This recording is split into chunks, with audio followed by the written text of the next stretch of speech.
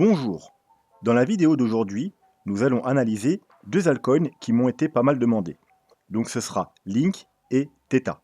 Mais avant de commencer, n'oubliez pas de vous abonner si ce n'est pas déjà fait, de mettre un petit pouce bleu et de laisser un commentaire, notamment pour me demander les altcoins que vous voulez que j'analyse au prochain coup. Voilà, donc sans plus attendre, on va pas perdre de temps, on va se diriger directement vers Link tout simplement. Donc, Link, on est en weekly, parce que c'est ce qui nous intéresse sur les altcoins. On ne va pas voir les petits time frames, ce qui nous intéresse, c'est le moyen long terme. Donc, on a une grosse tendance haussière. On avait, vous voyez, d'ailleurs, on pouvait tracer une trendline là. Une fois que la trendline a été cassée, on est rentré en tendance baissière. Donc, on a une tendance baissière depuis le mois d'avril 2021. On suit également une trendline baissière, vous voyez, en rose ici. Donc, première chose, bien évidemment, lorsqu'on cassera cette trendline baissière, ce sera plutôt un signal haussier. On peut rentrer, bien entendu, à l'achat, à la cassure de cette trendline. On a également une trendline, hop, à peu près comme ceci, également sur le RSI. Donc, ça peut vous servir également de confirmation pour confirmer la cassure de cette trendline, ou voire même prendre position un peu plus tôt si jamais on la casse avant la trendline du graphique. Donc ça se trouve au niveau du 50, au niveau à peu près au niveau du RSI. Ensuite, on a, alors là je vous ai mis tout simplement un Fibonacci de retracement.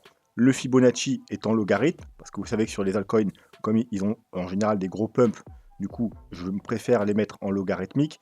Vous allez voir que si j'enlève le logarithmique, on est déjà au niveau des 0,786. Vous savez qu'en général, pour un actif traditionnel, le niveau que les investisseurs recherchent pour du long terme, c'est les 0,618, 0,786. Donc vous voyez qu'on est déjà dedans depuis un bon moment.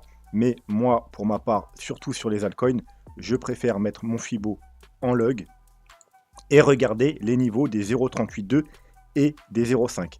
Donc le niveau des 0,382, il a déjà été touché à plusieurs reprises depuis le début de la chute. Donc ici, ici, ici, ici, et encore une fois, on est dessus.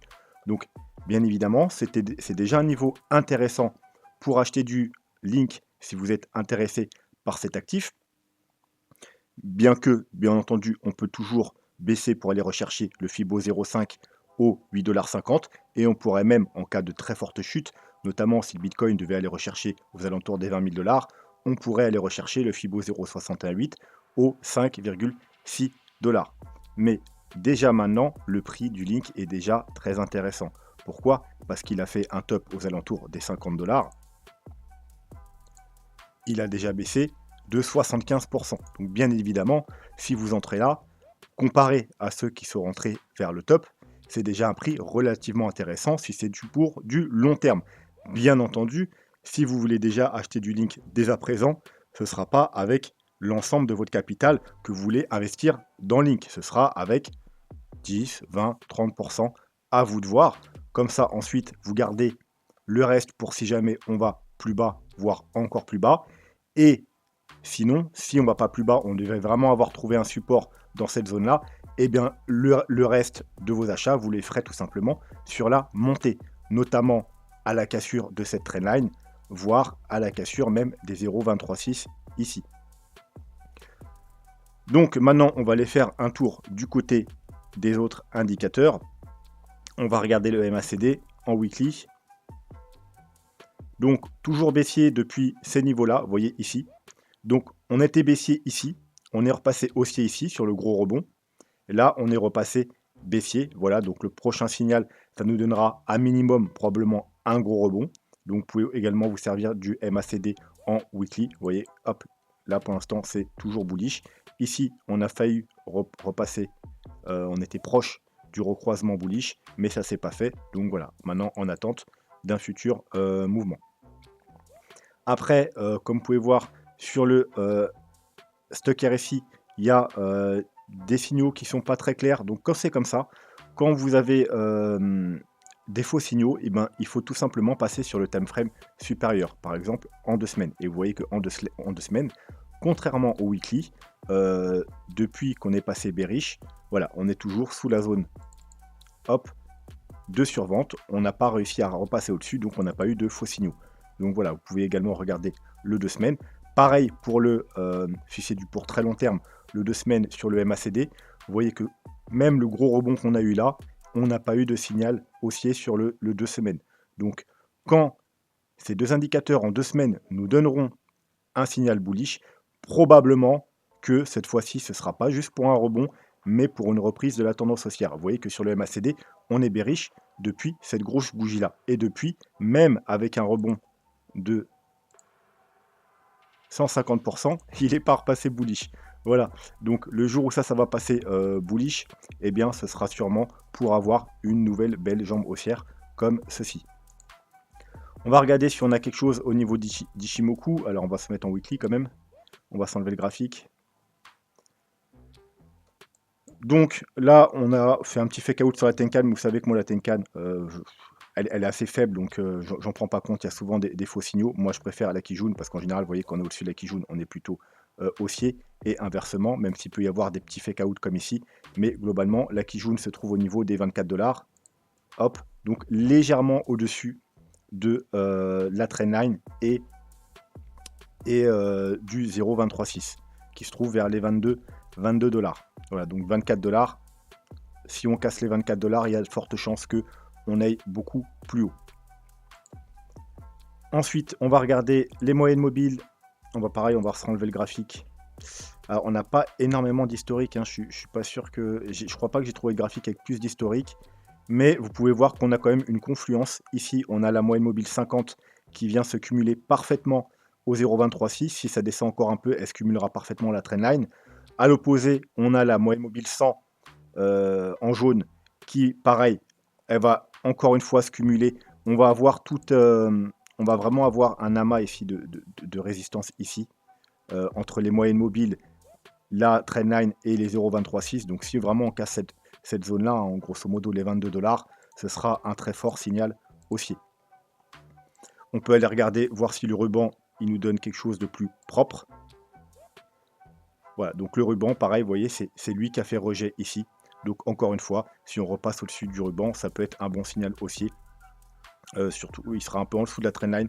Je conseillerais quand même d'attendre qu'on casse également la trendline parce qu'on peut très bien faire, vous voyez, un petit fake out ici. Bah là, c'est exactement ce qui s'est passé. Là, vous voyez, hop, on a cassé le ruban. On est recherché la trendline. Hop, là, on a cassé le ruban. Alors, que d'une seule bougie. Et ensuite, on a chopé la trendline et on est reparti à la baisse. Donc, ça pourrait encore arriver une fois, casser légèrement le ruban, aller chercher de la trendline et repartir à la baisse.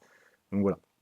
Donc, plus sûr quand même d'attendre la cassure de cette trendline. Et pour finir, pourquoi pas, si on peut aller voir si le super trend nous donne un niveau aussi intéressant, si je le retrouve bien entendu. Hop, il est là. Bon bah parfait, super trend weekly. Vous voyez, alors en plus vous pouvez voir que voilà, on n'a pas beaucoup d'historique, mais toute cette période il était vert, il est passé bearish ici, et là il se cumule avec le 0,236, voilà, donc ça renforce encore cette zone. S'il continue un peu à descendre, et ben il va se cumuler avec la trendline, donc ça renforce le fait que si on casse ces niveaux, eh bien c'est un bon signal d'achat. Donc pour résumer, ceux qui veulent faire du DCA sur Link, on est déjà dans une zone intéressante, donc vous pouvez commencer à en acheter. Alors soit directement par exemple maintenant, soit vous descendez dès les plus petits time frames et vous attendez quand même une petite confirmation, parce que là c'est un peu acheter un couteau qui tombe, hein. On est sur un support, mais comme je vous ai dit, il a été travaillé quand même un nombre important de fois, donc peut-être plus prudent quand même d'attendre une petite confirmation court terme. Donc pourquoi pas, vous voyez, on a une petite trendline rouge, casser cette trendline, voire casser, vous voyez ici, on a quand même buté pas mal de jours, hein, pendant 1, 2, 3, 4, 5, plus d'une semaine, on a buté sur ce niveau, donc les 14 $.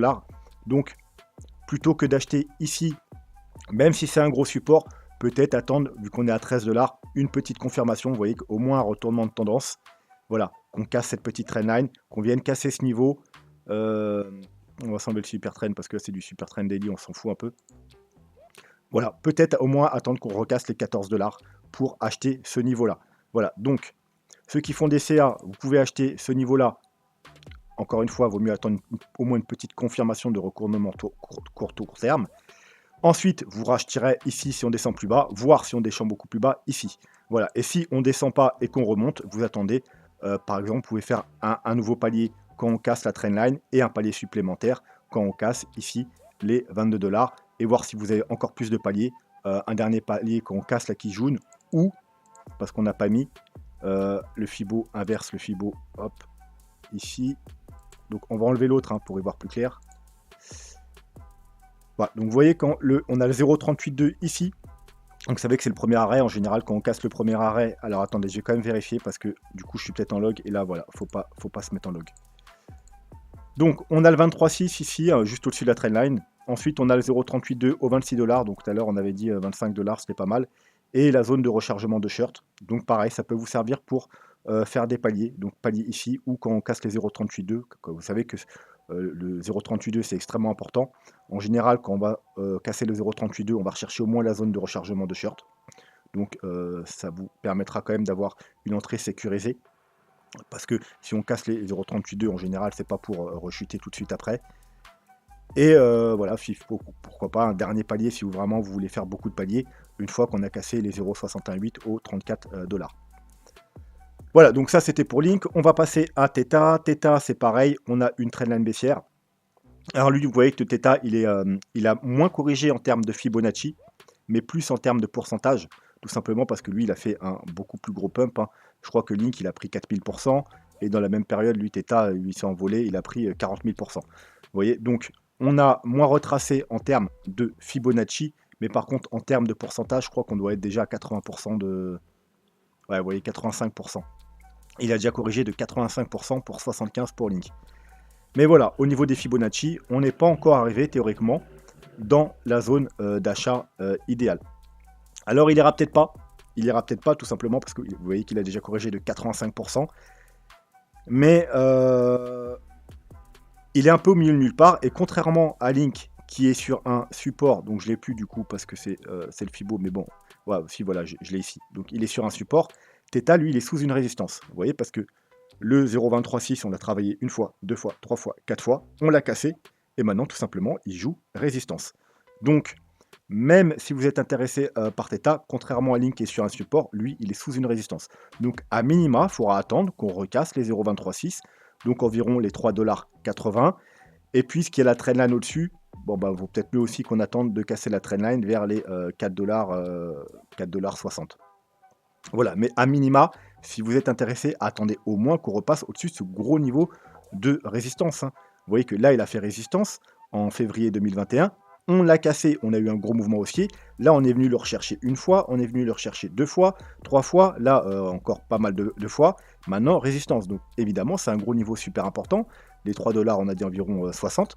Donc, premier signal haussier, si on casse les 3,50 $, ça peut être un bon niveau pour acheter. Voire, comme je vous ai dit, plus prudent encore si on casse également la trendline baissière.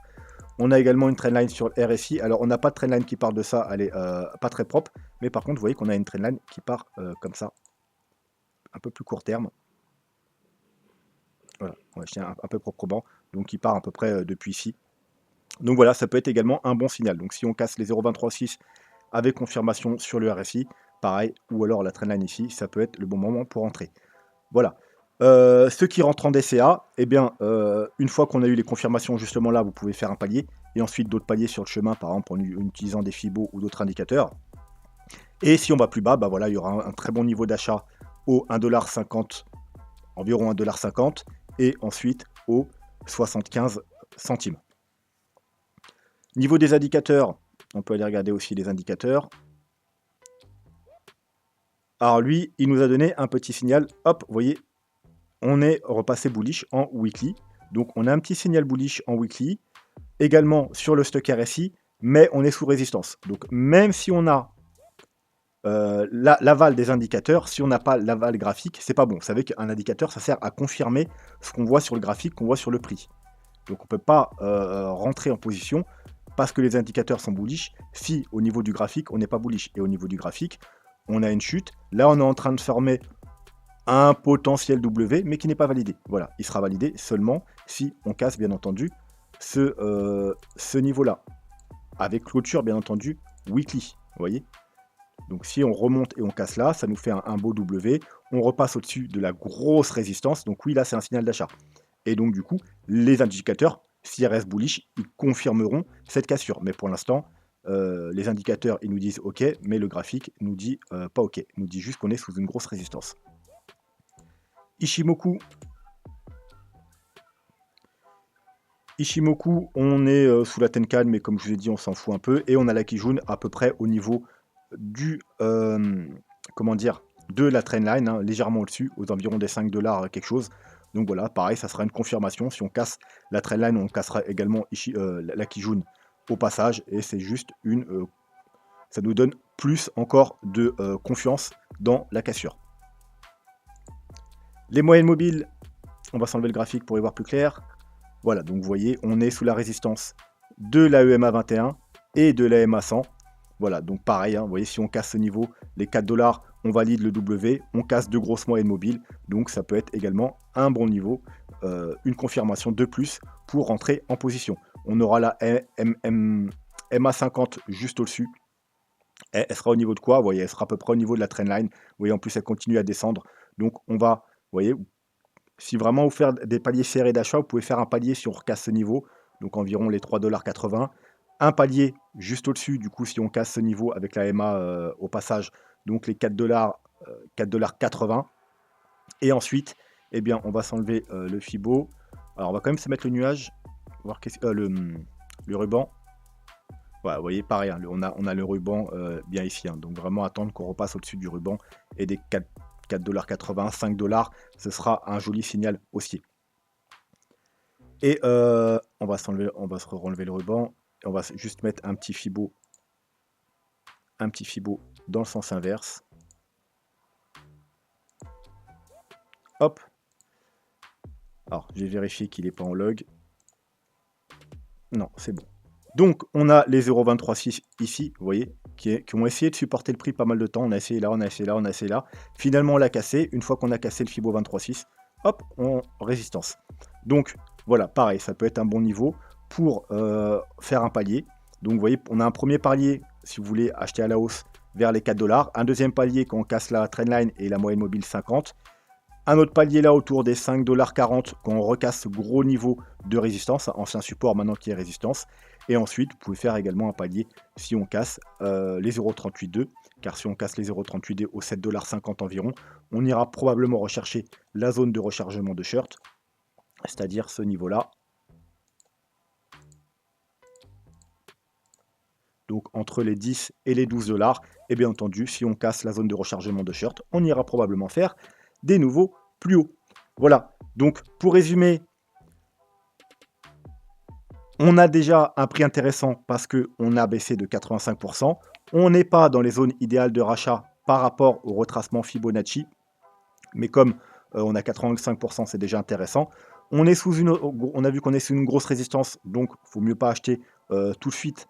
Maintenant, même si le prix est intéressant, attendre au moins des petites confirmations qu'on casse, on avait dit en tout premier, les 4 $, puis environ les... on avait dit les 4,80 $, et ensuite les 5,60 $, et puis etc., etc.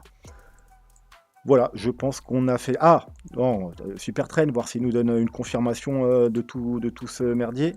Hop, voilà. Donc, super train un peu propre également. Donc, il se situe au niveau des 5,80 $. On avait vu, c'était à peu près le niveau, voilà, vous voyez, du 0,236. Donc voilà, ça nous donne vraiment un bon niveau ici. Vraiment, si on passe la trendline et les 0,236 et en plus le super train, hein, il y a de fortes chances que au minima, on ait rejoindre, bien entendu, la zone de rechargement de short. Il faudra être prudent quand même sur les 0,382. Vous voyez, c'est également un niveau important de résistance ici. Par 2 fois, on a été rejeté. Mais voilà, ceux qui font des paliers, ce sera tout simplement si on casse les 0. Alors ceux qui rentrent en trade, hein, ce sera un niveau où il faut prendre des profits, bien entendu, les 0,382.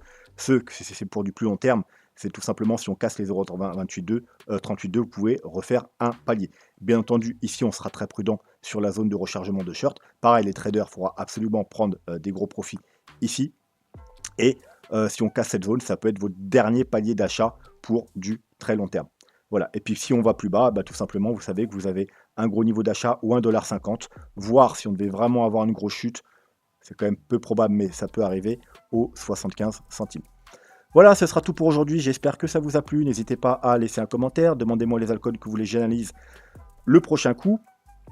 Et si vous n'êtes pas abonné, n'hésitez pas, hein, ça mange pas de pain, c'est gratuit et au moins vous serez prévenu de toutes mes vidéos et moi ça m'aide, beaucoup.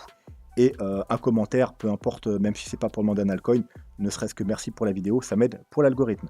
Sur ce, moi je vous souhaite une très bonne soirée et je vous donne rendez-vous demain pour une analyse du Bitcoin. Ciao!